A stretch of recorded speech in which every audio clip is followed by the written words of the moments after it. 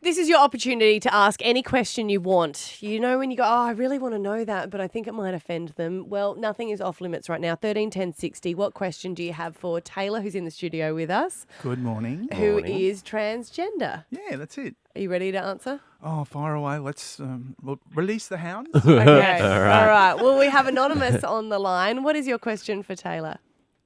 Hi, Taylor.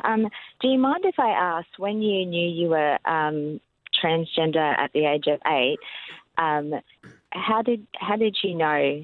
Like, I have a son who's transgender, and he's actually 8 as well. He told me he felt like he was born in the wrong body. So what feelings did you have at the age of 8? That's exactly what you just said, born in the wrong body. Yeah. I mean, your mind and body work together anyway. So, I mean, but when you find out there's that disconnect, and you do find that out at an early age, you just know. And the other thing I think I find a lot of people is that courage to tell their parents, tell their mum or dad, or whatever need be, of how they are. And I think that's going to be the hardest thing for your child as far as that's concerned.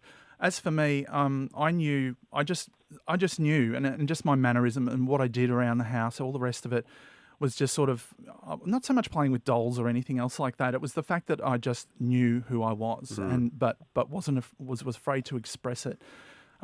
So really, in essence, don't talk to your kids. Talk to them really seriously. If you do find an issue with them and they do have something with them, open it up. And if they're not wanting to say anything, tell them to go and talk to somebody else. Would you recommend? Because I know you've got counselling to come out. Yeah, but would sure. you recommend for a child to go and speak to someone?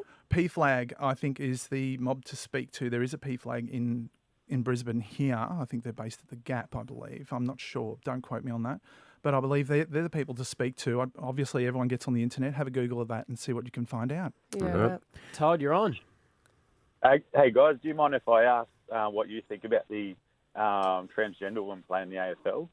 And if you think it's fair that a 6'3", 100-kilo transgender is playing against women, and it's fair against those women playing against that person? Okay, I can answer that one for you because I've been following up on this.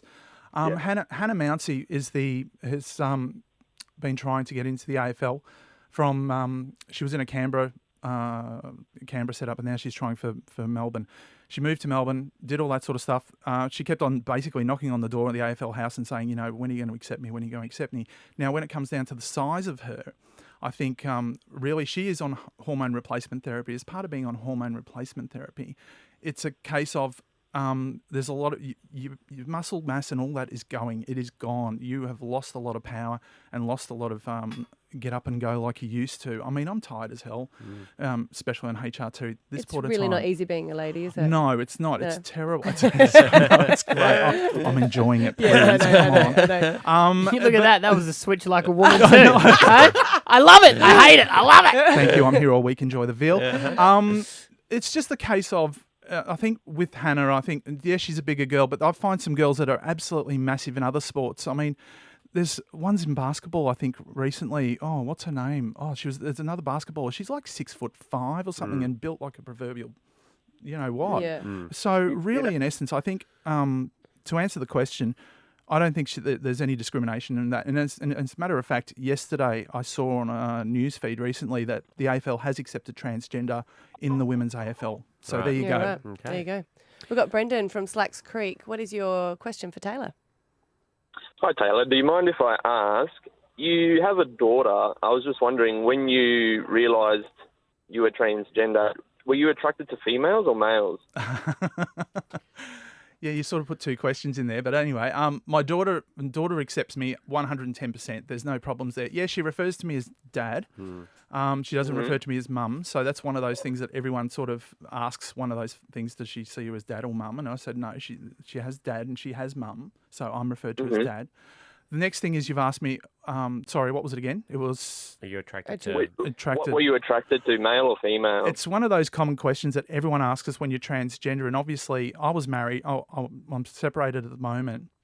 to my wife, and I'm still attracted to females. So as far as that is concerned, yes, I'm attracted to females. But with transgender, there's a lot of other people who have all sorts of different thoughts, and like everybody else does. Everyone is either they're gay or they're lesbian, and they have the same attraction towards the same sex, whatever need be. So really, in essence, we are just as open as everybody else.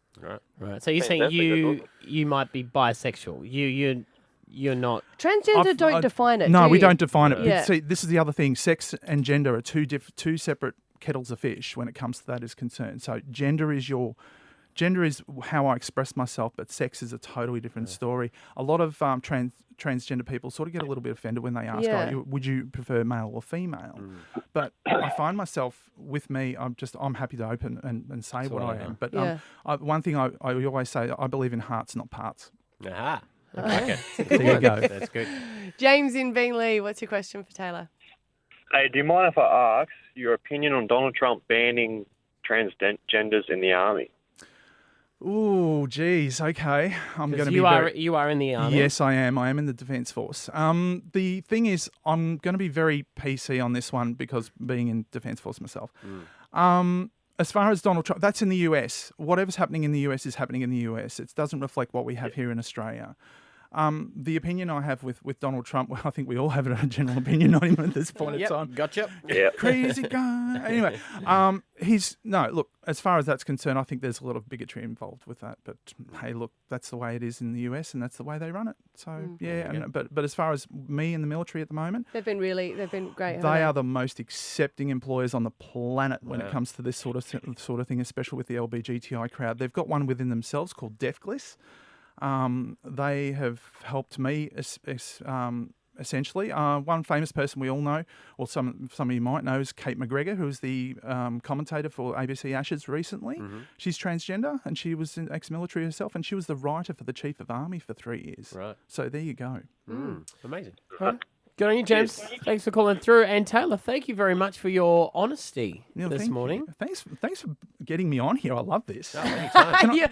Is there a gig going? I knew you were going to ask that. There's She's not always gonna a leave gig going. now. There's always a gig going. Yeah. Is there? Yeah. Oh, great. All right. Leave your CV at the door. We'll pass it on. No worries. All right. Find me on Facebook. No, I'm just... It's Stav, Abby, and Matt.